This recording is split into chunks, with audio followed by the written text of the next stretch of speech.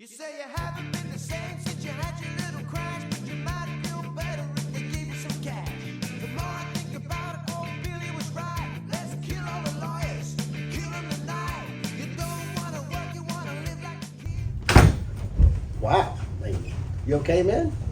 Well, you know how it is. Sometimes you What? got to make sure the door's closed. That was a slamma jamma. How you doing? This is Two Marks and One mic, or two marks, one mic. Two Marks, One Mic, Yeah. season 2, episode I don't know what is this. one. Is it one? Episode one. two? Episode Yeah. one. You know. Good. 2024. Happy New Year, everybody.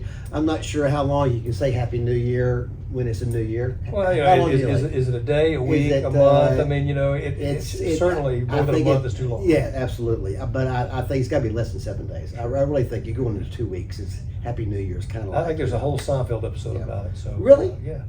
Yeah, about how long can you Happy New Year somebody? But there's some new laws that are in effect. Right. Yeah, speaking of New Year's, and, that new usually laws, happens. and this is a law that goes into effect, I think, July the 1st of this year. So we still have time to kind of work through it, and it's really in our wheelhouse. It's in our wheelhouse. Since 2009, we've been advocating the dangers of texting and driving, having never text and drive days, and reminding everyone to put your phones away. Right. And 2009, and because of that, we got the law passed, or helped get the law passed, where they passed a law where it was illegal to text and drive. And what that resulted in was the unintended consequences of people actually driving unsafe because they would still text and drive because their phone could not put their phone down, and so they would still have their phone, and they drop it down in their lap as they're driving and take their eyes off the road, Well, and make it more dangerous, actually. And for good reason that the legislature's focused on this. And if you think in terms of what distracted driving does, you know, the National Highway Traffic Safety Association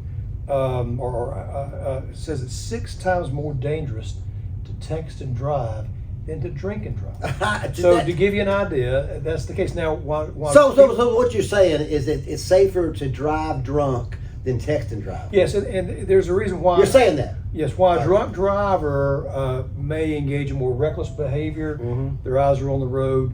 Typically, when somebody's engaged in distracted driving because Right. they're texting and driving, like you just said, their eyes are not on the Right. road. They're down in their lap.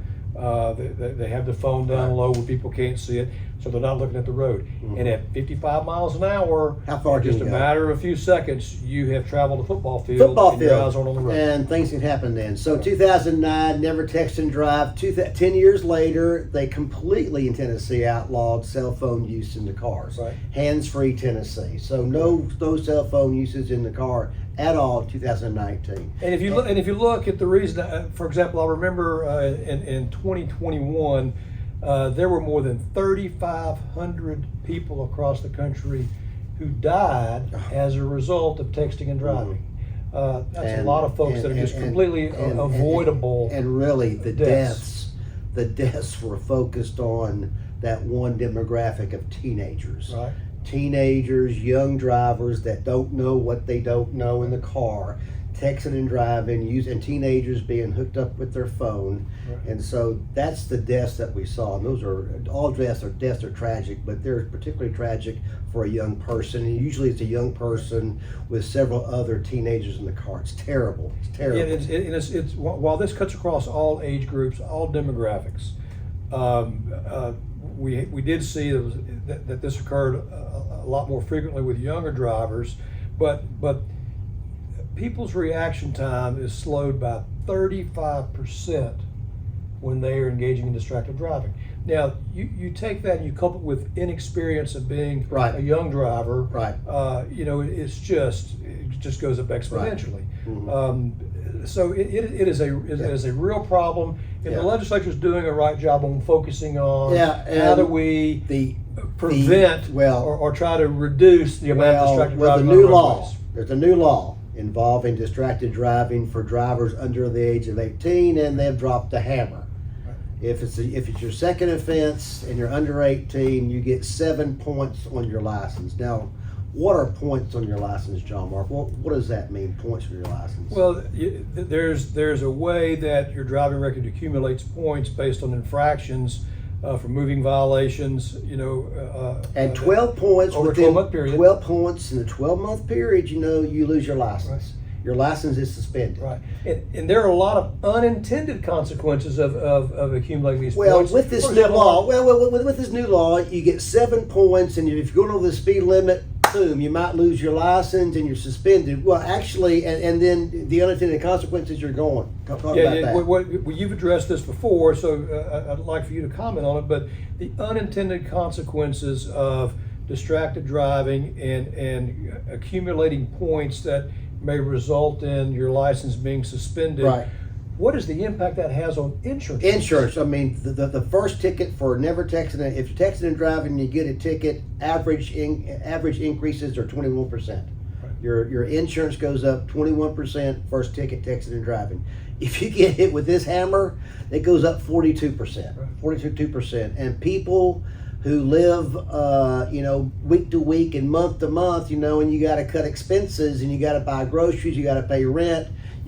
Paying for insurance that's doubled Right.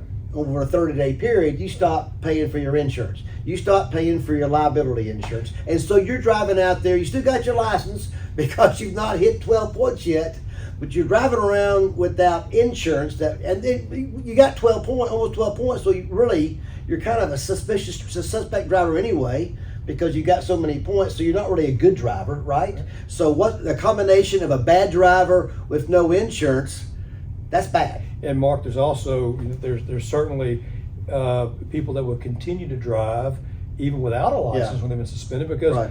heck, how am I getting to work? Yeah. How am I getting taking the kids to school? How am I going to the grocery store? So Right. what we end up with is people without a license and without insurance that are on our roadways. Mhm. And so another intended consequence is there's more people without insurance on the roadways.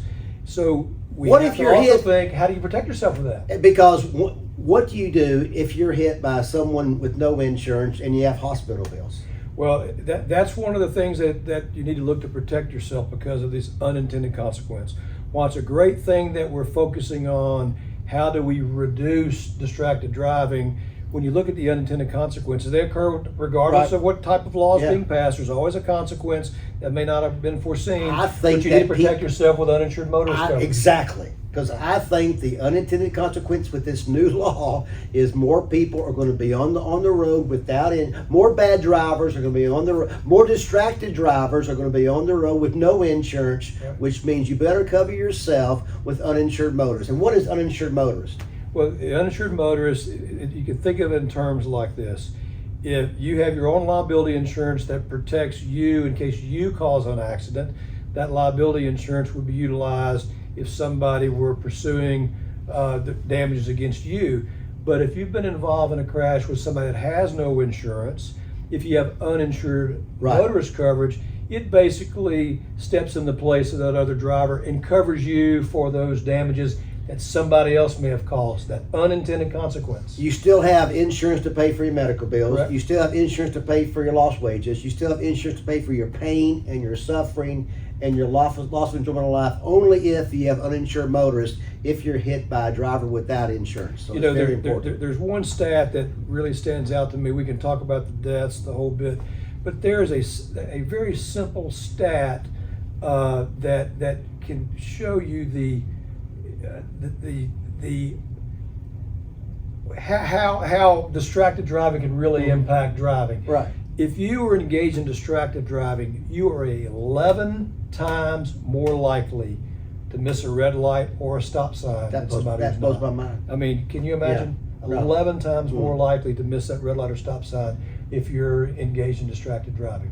It's a problem. The legislature's doing a right job to address it, but as we move through this new Yeah. legislation, Right. we have to be thinking of ways to protect ourselves Right. for those unintended consequences. Until this flows through, people recognize that they really have to stop engaging in distracted driving.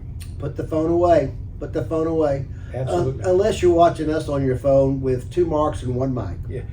Make sure you stop to do that, though. Yeah. We'll see you next time. Thank you, guys. Get